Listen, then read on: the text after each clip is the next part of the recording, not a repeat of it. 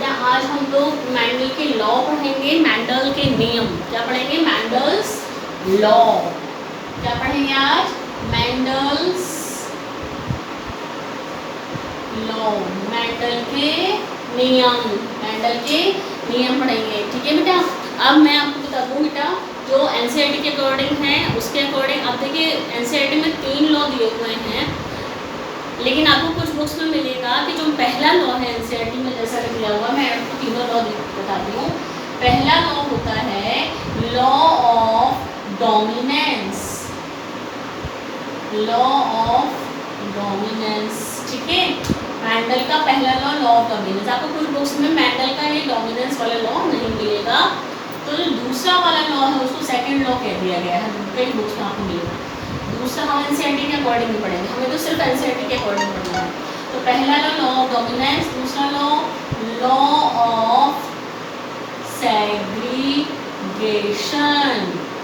Law of segregation, ये सब हम समझेंगे बेटा। और तीसरा लॉ है law of independent assortment, law of independent assortment. मैं आपको सिंपल भाषा में अभी ये तीनों के बारे में बता रही हूँ, फिर मैं एनसीईआरटी पढ़ाऊँगी आपको और उसके बाद में हम लोग इसको बिल्कुल क्लियरली समझेंगे। Law of dominance, law of dominance, dominance मतलब आपको मैंने बताया डोमिनेंट का मतलब प्रभावी, तो लॉ ऑफ डोमिनेंस का मतलब प्रभाविता का नियम। डोमिनेंस का मतलब प्रभाविता, प्रभाविता का नियम। प्रभाविता यानी कि मैंडल के इस लॉ में मैंडल ने ये बताया कि जो दो कैरेक्टर के बीच में एक कैरेक्टर के बीच में ही जब क्रॉस करवाया जाता है तो जो फर्स्ट जनरेशन आती है उसमें डोमिनेंट ही दिखाई देता है, लेकिन वो होता कैसा है? हाइब्रिड होता है। अब आप सोचिए कि मैंडल ने अपने हर क्रॉस में F1 जनरेशन में सेल्फ पॉलिनेशन क्यों करवाया? सबसे पहली चीज़ तो ये समझ लीजिए, सेल्फ पॉलिनेशन मैंडल ने F1 जनरेशन में करवाया। इसका कारण ये था कि मैंडल ये देखना चाहते थे कि F1 जनरेशन में जो प्लांट आए हैं क्या उनमें डोमिनेंट के अलावा रिसेसिव के भी जीन हैं क्या? क्योंकि जब सेल्फ पॉलिनेशन करवाएंगे तभी वो रिसेसिव का जीन अपने आप को पूरी तरीके से प्योर फॉर्म में एक्सप्रेस करेगा, और उसने किया। मैंडल ने सेल्फ पॉलिनेशन करवाया, तभी तो F2 जनरेशन में आप ध्यान करेंगे हमने F2 जनरेशन में प्योर रिसेसिव भी पढ़ा है, मोनोहाइब्रिड में भी और डायहाइब्रिड में भी। ठीक है ना, मोनोहाइब्रिड में भी सेल्फ पॉलिनेशन करवाया था तो F2 जनरेशन में प्योर रिसेसिव आया था एक, और सेम ऐसे ही डायहाइब्रिड में भी एक प्योर रिसेसिव आया था। तो मैंडल ने सेल्फ पॉलिनेशन कराया क्यों था? क्वेश्चन ये भी पूछा जाता है कि सेल्फ पॉलिनेशन करवाने की मैंडल को क्या जरूरत पड़ी? क्रॉस पॉलिनेशन भी तो करवाया जा सकता था। तो सेल्फ पॉलिनेशन मैंडल ने इसीलिए करवाया जिससे ये पता लग पाए कि क्या इसमें जो हमें F1 में F1 प्लांट्स दिखाई दे रहे हैं क्या उनमें रिसेसिव का जीन भी छिपा हुआ है? उस छिपे हुए जीन को बाहर निकालने के लिए उन्होंने सेल्फ पॉलिनेशन करवाया। तो लॉ ऑफ डोमिनेंस ये कहता है कि F1 जनरेशन में जितने भी प्लांट आते हैं वो डोमिनेंट ही आते हैं। लॉ ऑफ सेग्रीगेशन, सेग्रीगेशन का मतलब है अलग अलग होना, सेग्रीगेशन का मतलब है सेपरेट हो जाना यानी अलग हो जाना। तो लॉ ऑफ सेग्रीगेशन बेटा ध्यान रखना कि कभी भी बोर्ड में अगर लॉ ऑफ सेग्रीगेशन लिखने के लिए आता है तो लॉ ऑफ सेग्रीगेशन को आप लिखेंगे और फिर इसमें मोनोहाइब्रिड क्रॉस को बनाना है। ये लॉ किसको बताएगा? ये लॉ बताएगा मोनोहाइब्रिड क्रॉस को। ठीक है, ये लॉ किसको बताएगा? Law of segregation monohybrid cross. तो अगर एग्जाम में आपको बोर्ड में लॉ ऑफ सेग्रीगेशन लिखने के लिए आता है तो सेग्रीगेशन वाले लॉ में आपको मोनोहाइब्रिड क्रॉस बनाना ही है। तीसरा लॉ है law of independent assortment. Independent यानी बिल्कुल सबसे मतलब आज़ाद, इंडिपेंडेंट बिल्कुल आज़ाद। असॉर्टमेंट का मतलब होता है मिलना, इंडिपेंडेंट बिल्कुल अलग और असॉर्टमेंट का मतलब मिल जाना। तो यहाँ पर आपको क्या दिखाना है? Dihybrid cross. यहाँ आपको क्या दिखाना है बेटा? Dihybrid cross. इस वाले लॉ में आपका क्या आएगा? डायहाइब्रिड क्रॉस आएगा। इतना आपको ध्यान रखना। अभी हम एनसीईआरटी पढ़ेंगे सबसे पहले। देखिए बेटा,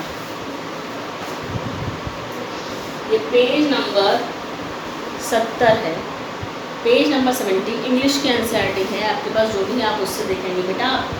चित्र देख लीजिए, डायग्राम देख लीजिए, उससे आपको समझ में आ जाएगा कि हम किस पेज पर हैं। ठीक है, हो सकता है पेज नंबर कुछ अलग हो हिंदी की बुक में। तो आप देखिए पेज नंबर 70 है इंग्लिश की बुक में। यहाँ पर ये हेडिंग डली हुई है मेंडल्स लॉ ऑफ इनहेरिटेंस। क्या डली हुई है? Mendel's law of inheritance. देखिए क्या लिखा हुआ है। It was during the mid 19th century that headway was made in the understanding of the inheritance। यानी कि 19वीं शताब्दी का मिड चल रहा था, ठीक है ना, बीच का चल रहा था। Gregor Mendel conducted hybridisation experiment. Gregor John Mendel ने हाइब्रिडाइजेशन के एक्सपेरिमेंट किए किस पर? गार्डन पी पर। 7 साल तक, आपको बताया था मैंने पहले दिन, 7 साल तक उन्होंने मटर के पौधे पर हाइब्रिडाइजेशन किया, क्रॉस करवाया। 1856 से लेकर 1863 तक ये पूछा जाता है एग्जाम में मल्टीपल चॉइस क्वेश्चन से। And propose the law of inheritance in living organism. 7 साल तक उन्होंने मटर के प्लांट पर काम कर, मटर के पौधों पर काम करा, एक्सपेरिमेंट किए और उन्होंने अपनी लॉ बनाई। During Mendel's investigation into inheritance pattern, it was for the first time that statistical analysis and mathematical logic were applied to problem in biology. Mendel ने अपने एक्सपेरिमेंट में मैथमेटिकल लॉजिक लगाए, स्टैटिकल एनालिसिस की, जो कि biology वालों के लिए बहुत ही प्रॉब्लम वाली बात हो गई थी। ठीक है ना, मैंने कहा था ना मेंडल की सफलता नहीं मिली थी मेंडल को अपने मरने से पहले, इसीलिए नहीं मिली थी कि लोग समझ ही नहीं पा रहे थे मैथ की चीज़ों को। His experiment had a large sampling size which gave greater credibility to the data that he collected. बहुत ही बड़ा डेटा इन्होंने दिया, मतलब बहुत ज़्यादा क्वांटिटी में इन्होंने सीड को कलेक्ट करा था, बीजों को कलेक्ट करा था, इकट्ठा करा था। Also the confirmation of his inferences from experiment on successive generations of this test plan proved that his result pointed to general rules of inheritance rather than being unsubstantiated ideas. Mandel investigated characters in the garden pea plant that were manifested as two opposite traits. Mendel ने ऐसे character को लिया जो कि दो opposite character थे, एक दूसरे को उल्टे, मालूम आपको, टॉल और ड्वार्फ, टॉल और ड्वार्फ, लंबे और बौने पौधे, येलो और green. This allowed him to set up a basic framework of rules governing inheritance, which was expanded on by later scientists to account for all these diverse natural observations and the complexity inherent in them। तो उनके इस काम को scientist ने और उनके मरने के बाद में और साइंटिस्ट ने आगे बढ़ाया, ये आपको पता है। Mendel conducted such artificial pollination, cross pollination experiment using several true breeding pea lines। True breeding P lines. बेटा लाइन का मतलब क्या होता है? लाइन का मतलब क्या होता है? प्योर लाइन या लाइन, प्योर लाइन या लाइन का मतलब होता है एक ऐसा प्लांट जिसमें अपने पेरेंट के कैरेक्टर हों। एक ऐसा प्लांट जिसमें अपने पेरेंट के कैरेक्टर हों, उसको बोलते हैं प्योर लाइन या लाइन। अपने पेरेंट के यानी कि पूर्वजों के और भी पिछले कुछ प्लांट होंगे उनके करेक्टर हों, तो ये उसको रहता है पिछली जनरेशन के करेक्टर इसमें होंगे। ठीक है, Mendel selected 14 true breeding pea plant variety. Mendel ने क्या करा? 14 true breeding pea contrasting traits, Mendel selected 14 true breeding pea plant varieties as pairs which were similar except for one character with contrasting traits. Some of the contrasting traits selected were smooth or yellow pods and tall and dwarf plant। ये सब दिए हुए character बेटा, ये देखिए हमने ये सब पढ़े हैं, आपने ये सब करेक्टर पढ़े हैं, ये सब पढ़े हैं आपने अभी। ठीक है, देखिए contrasting traits studied by Mendel. Stem की हाइट, फ्लावर का कलर, फ्लावर की पोजीशन, पॉड का शेप, पॉड का कलर, सीड शेप और सीड कलर, ये सब 7 करेक्टर आपको मैंने बताए हैं बेटा। ठीक है, बात समझ में आ रही है? अब आराम से पढ़ेंगे इसको। इनहेरिटेंस ऑफ वन जीन, ये अब पहला बता रहा है एक जीन की इनहेरिटेंस। एक जीन कौन सा? कोई सा भी हो सकता है कि वो जीन हाइट का हो सकता है वो जीन सीड के कलर का हो सकता है वो जीन सीड के शेप का हो। आपके पास 7 करेक्टर हैं जो मेंडल ने लिए थे, उन 7 करेक्टर में से किसी एक जीन की वंशागति बताई गई है इसमें। इस पैराग्राफ में क्या बताया गया, ये एक जीन की वंशागति। एक जीन आगे इस तरीके से चलेगा, एक जीन के पास 2 एलील, एक जीन के पास 2 एलील, यानी कंट्रास्टिंग ट्रेट्स, उनको लेकर चलना है बेटा। ठीक है, देखिए क्या लिखा है। Let's take the example of one such hybridization experiment carried out by Mendel where he crossed tall and dwarf plant। ये मोनोहाइब्रिड क्रॉस को बताएगा। ये क्या बताएगा, मोनोहाइब्रिड क्रॉस। यहाँ पर जो बना हुआ है ये भी मोनोहाइब्रिड क्रॉस है बेटा। यहाँ पर जो बना हुआ है ये भी मोनोहाइब्रिड क्रॉस है, हम समझेंगे इसको भी।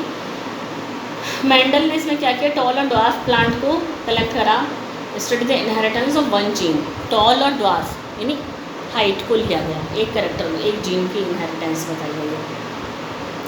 ही collected the seeds produced as a result of this cross and grew them to generate plants of the first hybrid generation. This generation is also called first filial generation. I1 Mendel ने क्या करा, आपको मालूम है, ये मैं आपको पहले भी बता चुकी हूँ। मेंडल ने क्या किया, एक लंबा पौधा लिया, एक बौना पौधा लिया, इनको क्रॉस करवाया। इनको क्रॉस करवाने के बाद जो इनसे बीज बने उन बीज को बो दिया, और बीज को बोने के बाद जो पौधा बना उन बीज से, उसने देखा कि वो पौधे कैसे बने, सारे के सारे पौधे में जितने भी बीज उसमें आए थे वो सारे बीजों से कैसे पौधे बने, लंबे पौधे बने, जिसको उसने कहा फर्स्ट फीलियल जनरेशन, यानी कि F1 जनरेशन कहा। इसको क्या कहा गया, फर्स्ट फीलियल जनरेशन यानी F1 जनरेशन, यही कहा है इसमें। ठीक है, Mendel observe that all the F1 progeny were toll. उन्होंने देखा कि सारे के सारे पौधे लंबे थे, like one of its parent, जो कि अपने पेरेंट में से एक के समान थे। नन वर ड्वार्फ, कोई भी ड्वार्फ नहीं थे। F1 जनरेशन में कोई भी पौधे ड्वार्फ नहीं आए।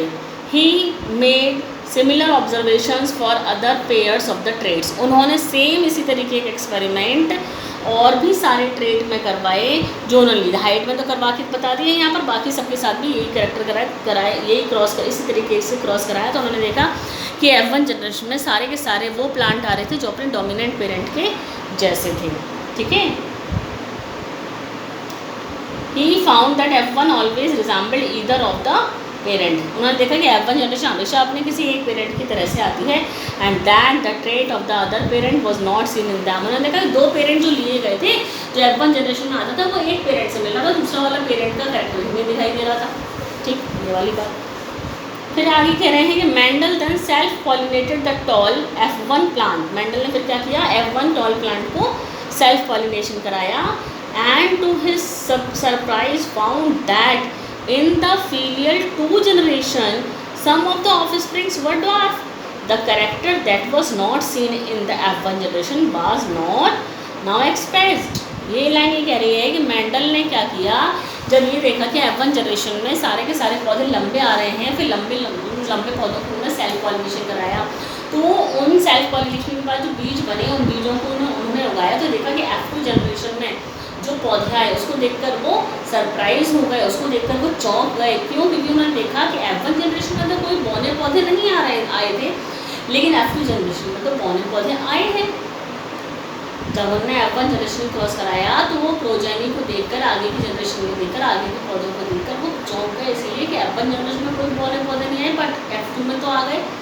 तो उससे उन्होंने क्या पता लगा लिया, इसका मतलब F1 जनरेशन के पौधों में बौनेपन के जीन थे, जो कि अब आए हैं सामने। ठीक है, ये वाली बात हुई। The proportion of the plants that were dwarf were 1/4। 4 में से 1, 4 पौधों में से 1 पौधा ड्वार्फ था of the F2 plant, while 3/4 of the F2 plant were toll. और 4 में से 3 कैसे थे, टॉल। आपको मालूम है मोनोहाइब्रिड क्रॉस है ये। मोनोहाइब्रिड क्रॉस का फिनोटाइपिक रेशियो कैसा आता है, क्या आता है, 3:1 आता है, उसको भूलना नहीं है आपको। The tall and dwarf trait were identical to their parental type. Tall और ड्वार्फ दोनों ही बिल्कुल अपने पेरेंटल जैसे थे, पेरेंटल है ना, पेरेंट के जैसे थे। And did not show any blending, underline कर लीजिए, did not show any blending, कोई ब्लेंडिंग नहीं हुई थी ना, ब्लेंडिंग यानी मिक्सिंग नहीं हुई थी। यानी F2 जनरेशन में टॉल और ड्वार्फ आए तो बिल्कुल अपने पेरेंट के जैसे आए थे, हाइब्रिड भी आए थे और प्योर भी आए थे। उन्होंने कहा टॉल और ड्वार्फ जो आए थे वो अपने पेरेंट के जैसे थे, जिनमें कोई मिक्सिंग नहीं थी, यानी कि कोई दूसरा जीन नहीं था। प्योर टॉल और प्योर ड्वार्फ आए 3:1। F1, ठीक है। The tall and dwarf were identical to their parental type and did not show any blending. That is, all the offspring were either tall or dwarf. None were of intermediate height. या तो लंबे थे सारे के सारे पौधे या बौने थे, या तो सारे के सारे पौधे F2 जनरेशन में लंबे थे या बौने थे, बीच की हाइट के नहीं थे, या तो लंबे थे या बिल्कुल बौने थे। ऐसा नहीं था कि इतने हों, यानी कि बीच की हाइट के हों, जिससे ये शो हुआ कि जो जीन्स थे, जीन्स की जो एलील थे, उनकी ब्लेंडिंग नहीं होती है। ब्लेंडिंग यानी उनकी मिक्सिंग नहीं होती है, क्योंकि अगर मिक्सिंग हो गई होती तो F1 जनरेशन में मिक्स हो गया होता करेक्टर, क्योंकि इससे इन्होंने ये मतलब देखो फिर से सुनिए इस चीज़ को, F1 जनरेशन में बौनेपन का जीन दिखाई नहीं दिया, तो मैंडेल का कहीं मिक्स तो नहीं हो गया लंबेपन के जीन के साथ, तो इसीलिए उन्होंने सेल्फ पॉलिनेशन करवाया, यही पता करने के कि कहीं ब्लेंडिंग तो नहीं होगी, यानी मिक्सिंग तो नहीं होगी लंबेपन या बौनेपन के जीन्स में। तो उन्होंने देखा कि F2 जनरेशन में तो बौने पौधे दिखाई दिए F2 जनरेशन में, जिससे ये पता लगा कि बौने पौधे दिखाई दिए, इसका मतलब F1 जनरेशन में कहीं ना कहीं बौनेपन के जीन थे, यानी कि ब्लेंडिंग नहीं हुई थी। तो F2 जनरेशन में सारे के सारे पौधे, मतलब 4 में से 3 पौधे लंबे दिखाई दिए और 4 में से 1 पौधा बौना दिखाई दिया, जिससे ये निष्कर्ष निकला, जिससे कंक्लूजन ये निकला कि F1 जनरेशन में भी बौनेपन के जीन थे। Similar results were obtained with the other trait that he studied. Only one of the parental traits were expressed in F2 generation, while at F2 stage both the traits were expressed in the proportion of 3:1. The contrasting traits did not show any blending at either F1 or F2 generation. उन्होंने कहा कि बाकी height के अलावा भी और सारे character जो उन्होंने लिए थे उन सब के बीच में उन्होंने इसी तरीके की क्रॉस करवाए, और ये देखा कि ना तो F1 जनरेशन में ब्लेंडिंग हो रही है, ब्लेंडिंग समझ लीजिएगा आप अच्छी तरह से, ब्लेंडिंग यानी मिक्सिंग। उन्होंने कहा कि F1 जनरेशन मैंडल के अनुसार कैरेक्टर्स के जो जीन्स थे उनमें कोई ब्लेंडिंग नहीं होती। मैंडल ने कहा ब्लेंडिंग नहीं होती है, यानी कि मिक्सिंग नहीं हो रही है। उन्होंने कहा जीन्स की मिक्सिंग नहीं हो रही है, लंबे और बौने पौधे मिक्स हो गए हैं, है ना। उन्होंने कहा ना तो F1 जनरेशन में मिक्सिंग हो रही है और ना तो F2 जनरेशन में मिक्सिंग हो रही है, कहीं मिक्सिंग नहीं हो रही, ब्लेंडिंग नहीं हो रही है। आगे चलते हैं नेक्स्ट पेज पर। बेटा इस डायग्राम को समझ लेते हैं पहले। ये वाला देख लीजिए, ये फ्लावर दिखाया गया मटर का, ये वाला प्लांट, ये वाला फ्लावर लिया गया जिसको कि फीमेल माना गया, ये लिया गया जिसको कि मेल पेरेंट माना गया, इसके रिमूवल ऑफ एंथर को रिमूव कर दिया गया, मैस्कुलेशन कर दिया गया, इसको और इसको क्रॉस करवाया गया। तो ये देखिए ये इस तरीके के बीज इकट्ठे कर लिए गए, इससे क्रॉस करवाने से, मतलब इसको और इसको क्रॉस करवाने से ये बीज बने, इनसे क्रॉस करवाया तो बीज जो बना वो इस तरीके के बीज बने। इन सब बीजों को उगाया गया, इन सब बीजों को जब उगाया गया तो देखिए ये सब एक जैसे दिखाई दे रहे हैं, ना कोई लंबा है ना कोई छोटा है, सब एक जैसे दिखाई दे रहे हैं, ठीक है। ये F1 जनरेशन दिखाई दे गई है, यहाँ पर क्या दिखाई गई है, ये F1 जनरेशन।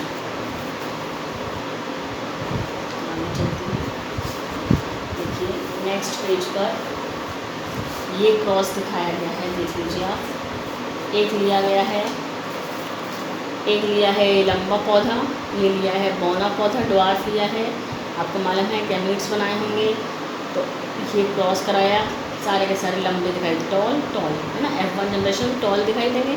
तो सेल्फिंग कराई गई तो 4 पौधे बने, 4 में से 3 देखिए टॉल दिखाई दे रहे हैं और एक ये है मोनोहाइब्रिड क्रॉस। क्या है, मोनोहाइब्रिड क्रॉस, जो आप समझ चुके हैं बेटा, आपको मैंने ये समझा दिया है। अब आगे बहुत ही इंपॉर्टेंट कुछ पॉइंट्स आएंगे, सुन लीजिएगा ध्यान से। बेस्ड ऑन दीज ऑब्जर्वेशंस, यानी कि आपको मोनोहाइब्रिड क्रॉस बता दिया गया है इन्होंने यहाँ पर। अभी कह रहे हैं कि इन्हीं ऑब्जर्वेशन के आधार पर Mendel proposed that something was being stably passed down unchanged from parent to offspring through the gametes over successive generations. He called these things as factors. Now we call them genes. Mendel ने monohybrid cross करवाया और ये देखा कि F1 generation में जो plant आ रहे हैं वो सारे के सारे अपने किसी एक पेरेंट से मिल रहे हैं, दूसरा वाला पेरेंट नहीं दिखाई दे रहा है। फिर सेल्फिंग कराई तो देखा कि दोनों पेरेंट वाले कैरेक्टर F2 जनरेशन में दिखाई दे रहे हैं। उस एक्सपेरिमेंट से मैंडल ने ये कंक्लूज़न निकाला, ये निष्कर्ष निकाला कि कोई तो ऐसी चीज़ है जो पेरेंट से ऑफस्प्रिंग में जाती है। मेंडल ने अपने मोनोहाइब्रिड क्रॉस से ये निष्कर्ष निकाला, मतलब क्रॉस उन्होंने करवाए और उन्होंने देखा कि कोई ब्लेंडिंग ही नहीं हो रही है, ना F1 में ब्लेंडिंग हो रही है, ना F2 में ब्लेंडिंग हुई, मतलब ब्लेंडिंग हो ही नहीं रही। तो उन्होंने ये निष्कर्ष निकाला कि कोई तो चीज़ है, कोई चीज़ तो है जो पेरेंट्स से ऑफस्प्रिंग में जा रही है। किस में जा रही है? ऑफ स्प्रिंग में जा रही है, यानी कि आगे की जनरेशन में जानी है। उन्होंने कहा कि उन्होंने उस चीज़ को, उन्होंने कहा कोई चीज़ तो है जो कि पेरेंट से ऑफ स्प्रिंग में जा रही है। उन्होंने कहा वो चीज़ क्या है? मैंने कहा वो फैक्टर है। मेंडल ने उसको क्या कहा कि फैक्टर्स। मेंडल ने उस चीज़ को क्या कहा? मेंडल ने उस चीज़ को क्या कहा? फैक्टर। बस समझ आ रही बेटा, ध्यान रखिएगा, इंपॉर्टेंट चीज़ है। मेंडल ने कहा कि भाई वो फैक्टर है। मेंडल ने कहा कि कोई तो चीज़ ऐसी है जो पेरेंट्स से ऑफस्प्रिंग में जा रही है। मेंडल ने कहा भाई वो फैक्टर है। मेंडल को क्या पता तो क्या था? मेंडल को कोई चीज़ है तो मेंडल उस चीज़ का नाम दे दिया फैक्टर, जिसको आज हम किसके नाम से जानते हैं? जीन। जिसको आज हम जीन कहते हैं, हम जीन कहते हैं। मेंडल ने उस जीनों की भी तब खोजी नहीं थी, जीन की तब पता ही नहीं था जीन है क्या। मेंडल ने जिसको फैक्टर का असल में वो जीन है। बस समझ आ रही है? तो मेंडल ने ये सोचा अपने एक्सपेरिमेंट से, ये निष्कर्ष निकाला है कि कोई तो ऐसी चीज़ जो पेरेंट्स से ऑफस्प्रिंग में जा रही है। तभी तो जो पौधे आ रहे हैं, नए पौधे, जो F1 जनरेशन जो बन रही है वो अपने पेरेंट के जैसी दिखाई दे रही है। तो मेंडल ने कहा ऐसी कौन सी चीज़ हो सकती है जो पेरेंट्स से ऑफस्प्रिंग में जा रही है? तो उन्होंने कहा भाई उसको फैक्टर नाम दे दिया। उन्होंने भाई फैक्टर होते हैं जो पेरेंट्स से ऑफस्प्रिंग में जाते हैं। मेंडल को नहीं पता था कि वो फैक्टर क्या है। बाद में डिस्कवरी हुई तो पता लगा वो फैक्टर एक्चुअली मेंडल ने जिसको फैक्टर कहा था, ध्यान रखिएगा, मेंडल ने जिसको फैक्टर कहा था वो असल में जीन है। वो असल में क्या थे? जीन। तो जीन ही है जिसको मेंडल ने फैक्टर कहा। मेंडेलियन फैक्टर असल में क्या है? जीन। मेंडेलियन फैक्टर्स क्या हैं? जीन। ध्यान रखिएगा इसको, ठीक है। तो जीन्स थे वो। Genes therefore are the unit of inheritance. मालूम है आपको वंशागति की यूनिट? जीन क्या है? Unit of inheritance. जीन क्या है? Unit of inheritance. जीन क्या है? Unit of inheritance. मेंडल के फैक्टर और जीन्स एक ही बात है। यूनिट ऑफ इनहेरिटेंस यानी वंशागति की इकाई, जो कि एक जनरेशन से दूसरी जनरेशन में पहुंचा रहा है कैरेक्टर को। बहुत इंपॉर्टेंट पैराग्राफ है बेटा ये। They contain the information that is required to express a particular trait in an organism। उन्होंने कहा कि ये जीन ही नहीं, ये फैक्ट, मेंडल ने कहा फैक्टर ही है वो जो कि एक जनरेशन से दूसरी जनरेशन में जाता है और कैरेक्टर को शो करता है। Genes which code for a pair of contrasting traits are known as allele। आप पहले ही समझ चुके हैं, मेंडल ने बताया कि jeans which code for a pair of contrasting trait are known as allele। Mendel ने कहा कि जीन के पास, यानी फैक्टर के पास दो एलील होते हैं। ये जीन है जिसके पास दो क्या हैं? एलील हैं, एक टॉल वाला, एक ड्वार्फ वाला। जीन किसका है? हाइट का। जीन है हाइट का जिसके पास दो एलील हैं। ये तो कहा मेंडल ने, आप समझ चुके हैं बेटा। एलील कैसे बनते हैं? एक डोमिनेंट, एक रिसेसिव। एलील बनते कैसे मैंने आपको बताया। जब डीएनए अपनी कॉपी बनाता है तो कोई ना कोई चेंज उसमें हो जाता है, कोई ना कोई चेंज आता है, वही चेंज रिसेसिव कैरेक्टर कहलाने लगता है। तो एक डोमिनेंट हो गया, एक रिसेसिव होगा, हो गया ये एलील्स जीन के। They are slightly different form of the same gene. Same gene, एक ही जीन की दो अलग अलग रूप हैं। एक ही जीन के दो अलग अलग रूप हैं जिनको हम एलील कहते हैं। If we use alphabetical symbols for each gene, then the capital letter is used for trait expressed in the F1 stage and the small alphabet for other trait। मालूम है आपको, ये मैं बता चुकी हूँ आपको। डोमिनेंट के लिए कैपिटल लेटर यूज़ करते हैं, स्मॉल लेटर रिसेसिव के लिए। Capital T is used for tall, small T, ये सब आप पढ़िएगा बेटा, ये आपको समझ में आ जाएगा। ये पैराग्राफ आप पढ़िएगा अपने आप, ये वाला, ये आपको खुद से समझ में आ जाए क्योंकि ये आप समझ चुके हैं बेटा, ठीक है। तो ये इसमें बस यही बता रहे हैं, F1 जनरेशन में हेट्रोजाइगोट बनता है, हेट्रोजाइगोट ही बनता है, हाइब्रिड को हम हेट्रोजाइगस कह सकते हैं ना, आपको मैंने हेट्रोजाइगस होमोजाइगस सब बताया है। F1 जनरेशन में हेट्रोजाइगोट आते हैं और F2 जनरेशन में हेट्रोजाइगोट भी आते हैं और होमोजाइगोट भी आते हैं। यही सब लिखा है यहाँ पर, पढ़िएगा अपने आप से, आपको समझ में आ जाएगा बेटा, ठीक है।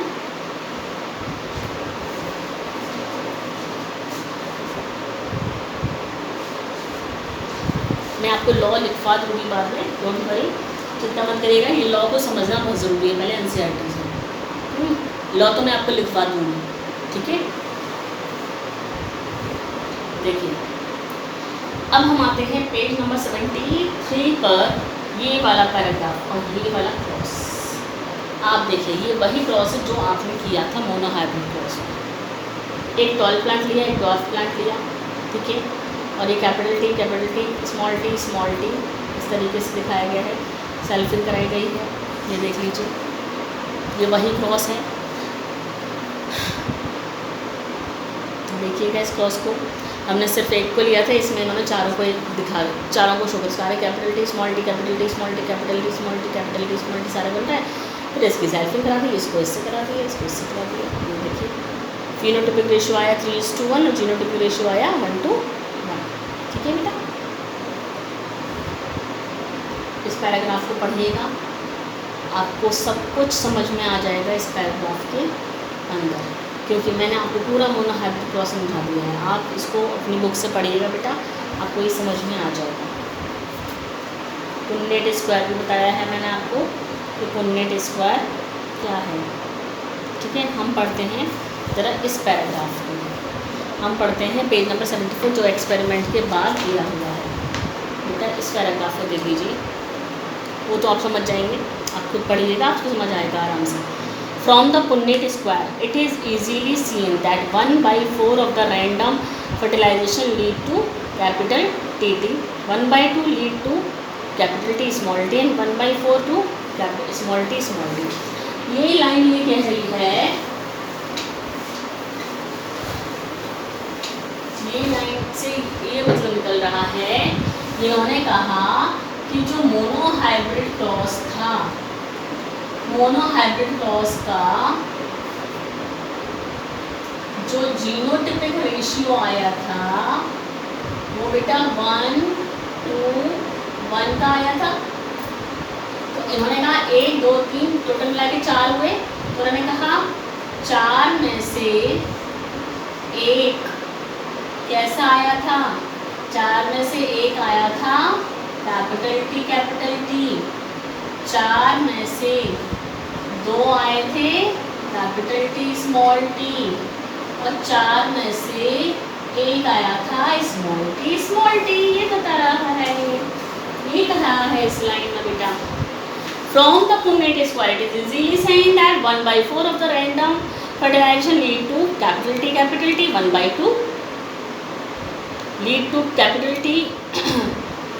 T small t and 1/4 to small t through the F1 have genotype of capital T small t, but the phenotypic character seen in tall at F2 3/4। लेकिन हमने कहा phenotypic character, phenotypic तो 3:1 आता है, यानी कि टॉल आए 3 और ड्वार्फ आया 1, टॉल आया 3 और ड्वार्फ आया था 1। याद है मोनोहाइब्रिड क्रॉस बताया था बेटा, ठीक है। Hence within the genotypic pair capital T small t only one character capital T tall is expressed। इन्होंने कहा कैपिटल टी स्मॉल टी आ ज़रूर रहा है ये, लेकिन ये लंबे पन को यानी कैपिटल टी को ही शो कर रहा है, लेकिन ये कैपिटल टी ही शो हो रहा है इसके अंदर, ये वाला जीन तो नहीं दिखेगा, ये तो नहीं दिखेगा, ठीक है। तो ये देखिए कैपिटल टी और tall is said to dominate over the other allele small T dwarf. इनका डोमिनेंट है वो कैपिटल टी, इसलिए उसने स्मॉल टी को छुपा लिया। It is thus due to this dominance of one character over the other F1 are tall though the genotype is capital T small t, and in the F2 generation 3/4 of the plant are tall। F2 generation में 3/4 कैसा है, toll आए, यानी कि 3 toll आए, लेकिन वो 3 toll कैसे आए थे, 3 टॉल कैसे आए थे, एक कैपिटल टी आया था और 2 कैपिटल टी स्मॉल टी आए थे, तो टोटल मिला के 3 टॉल आए, लेकिन इनको जीन्स अलग अलग थे, ध्यान रखिएगा, ठीक है। जीनोटिपिकली 1/2, ये 2 में से एक capital T small T and only 1/4 are capital T, इन 4 में से एक कैपिटल टी था और 4 में से एक स्मॉल टी था और 4 में से 2 जो थे वो कैपिटल टी स्मॉल टी था। This leads to a phenotypic ratio 3/4 tall, ये 3:1 का आया, बट जीनोटिपिक रेशियो 1:1। तो जीनोटिपिक रेशियो आया था मोनोहाइब्रिड क्रॉस का 1:1 और फिनोटिपिक रेशियो आया था 3:1, ये आपको याद ही रखना है। फिर आगे बेटा ये देखिए, the 1/4 to 1/2 to 1/4 ratio, 1:1 ratio of ये is mathematically condensable in the form of binomial expression ax plus by का होल स्क्वायर। इन्होंने इसको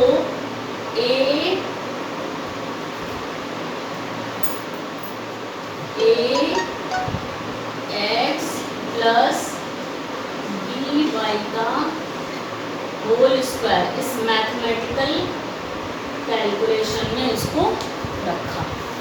कैसे देखिए, that has the gametes bearing genes capital T और small t in equal frequency of 1/2. The expression is expanded, देखिए 1/2 capital T plus 1/2 small t का whole square is equal to 1/2 capital T. ये आपने math में formula पढ़ा हो ना, a plus B का होल स्क्वायर, आपने फॉर्मूला पढ़ा है ना, a प्लस बी का whole square, a square plus B square plus 2ab, उसी फॉर्मूले से इसको एक्सपेंड कर दिया है, उसी फॉर्मूले से इसको एक्सपेंड किया गया, ठीक है। तो इन्होंने इस तरीके से मैथमेटिकल एक्सप्रेशन मैथमेटिक्स को यूज़ करा अपने क्रॉस में, मोनोहाइब्रिड क्रॉस में उन्होंने ये वाला यूज़ करा ax plus by का होल स्क्वायर, ठीक है ना। हम इसको और डिस्क्रिप्टिव समझेंगे, मोनोहाइब्रिड क्रॉस में किस तरीके से इन्होंने इसको डिस्क्रिप्टिव किया, किस तरीके से इन्होंने ये अप्लाई किया, इसको इसमें किस तरीके से अप्लाई किया, ये हम समझेंगे, ठीक है। नेक्स्ट लेक्चर में हम थोड़ा सा इसके बारे में पढ़ेंगे। फिर हम लॉज लिखेंगे, कौन कौन से लॉ थे, तो आपको मैं लॉ लिखवा दूँगी, और आपको ये मैंने बता दिया है कि लॉ ऑफ सेग्रीगेशन में मोनोहाइब्रिड क्रॉस बनाना है और लॉ ऑफ इंडिपेंडेंट असॉर्टमेंट में आपको डायहाइब्रिड क्रॉस बनाना है, ठीक है।